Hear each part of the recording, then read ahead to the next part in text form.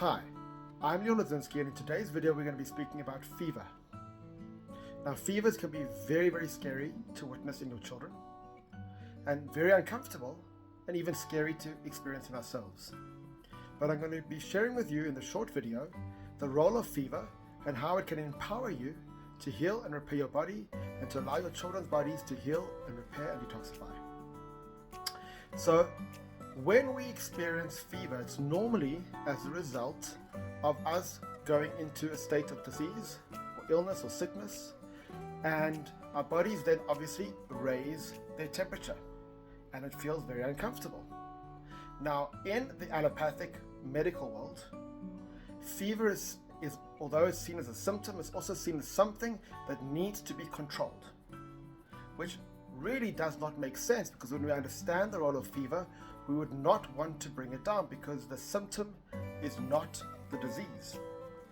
So what is a fever? Well, the major role of a fever is to raise the body temperature in order to do many things in our water systems of our body. So think about it. When you want to dissolve something for cooking, whether it's salt or sugar or something like that, what we do in order to dissolve more things into that liquid, we want to heat it. Well, fever does exactly the same thing.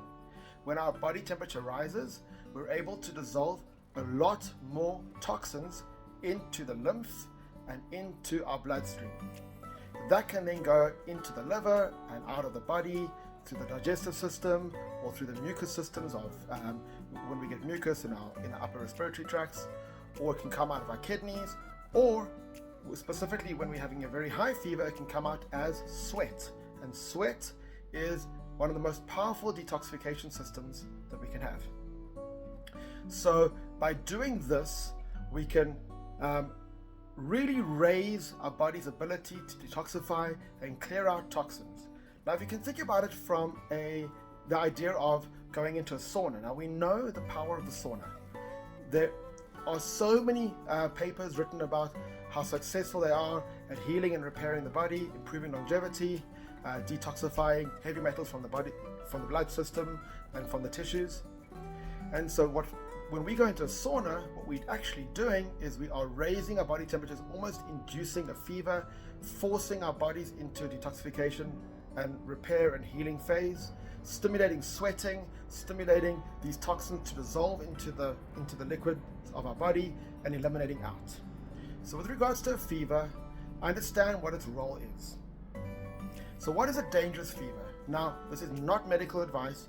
I'm not your medical practitioner, and you need to follow what you feel is comfortable for you. But what is known to be potentially dangerous is when we're starting to exceed 105 Fahrenheit and about 40.5 degrees Celsius. So what can we do for fever? Well, first of all, we want to make sure we're continuously hydrating and maintaining electrolytes in the body. If you have a very small baby, very young baby, you can do that. If they are breastfeeding, then that's perfectly fine. If not, then you can always use a salt water or saline enema, which will rehydrate them quite perfectly. In yourself, hydration is absolutely fine. The other thing that you can do is support the detoxification systems through, say, Epsom salt baths or bentonite clay baths. For a baby, what you can do is you can put cool socks or wet socks onto their feet and put them in around a fan. You can put them skin to skin. You can put them into a warm bath, not a cold bath. You don't want to shock the body.